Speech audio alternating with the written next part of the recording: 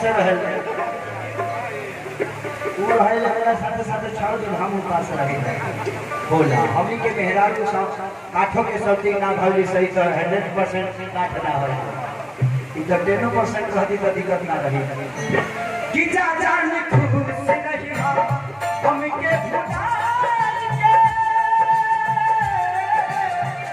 जा जान खुद से नहीं हम के भुला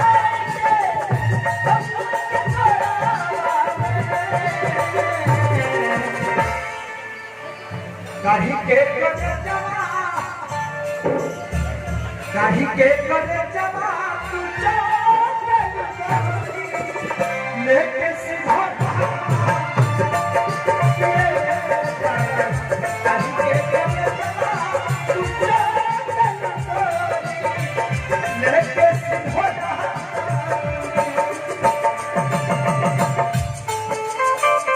हेलो ना ये ना बजला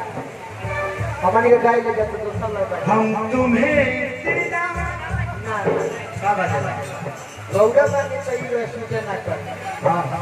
अपने तुमको दिल दे दिया भी न पूछा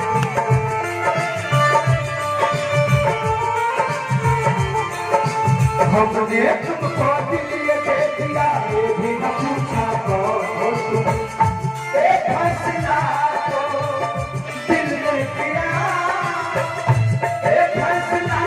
दिल ने किया एक फैसला दिल ने किया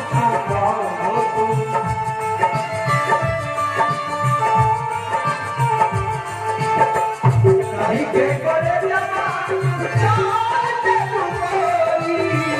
लेके सिंघोड़ा कहीं के करे जमा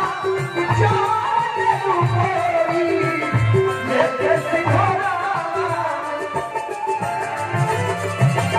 अब अंदर ले बस पिता से नहीं खाती पता नहीं खराब हो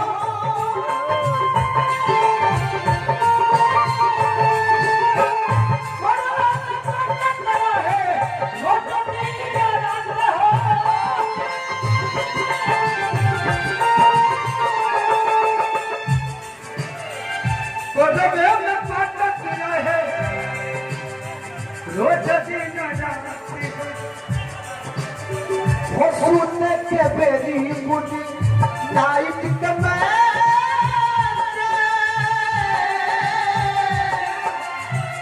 सुनने के बेरी मुझे नाइट के मैं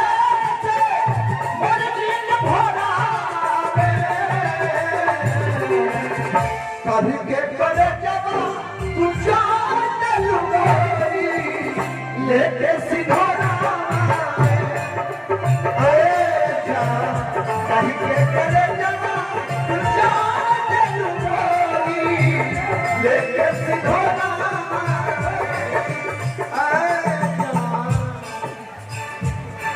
अब का बजे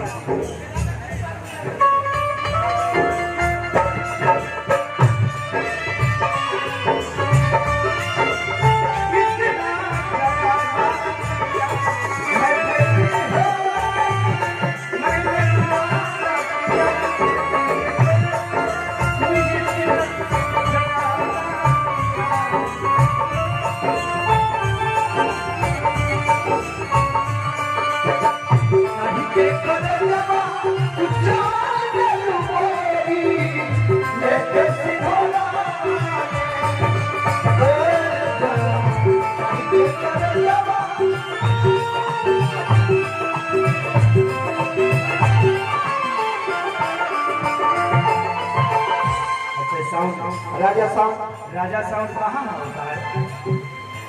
सोफा ना बोलिए सिकंदरपुर पूरी बाप सिकंदरपुर शायद गौले बजे ना एक बार गगन पहलवान जी वाला कार्यक्रम ओम प्रकाश यादव एमपी है ना बहुत अच्छा प्रोग्राम है बोलू बाबू हजारों रुपए पुरस्कार बहुत भगवान करे कि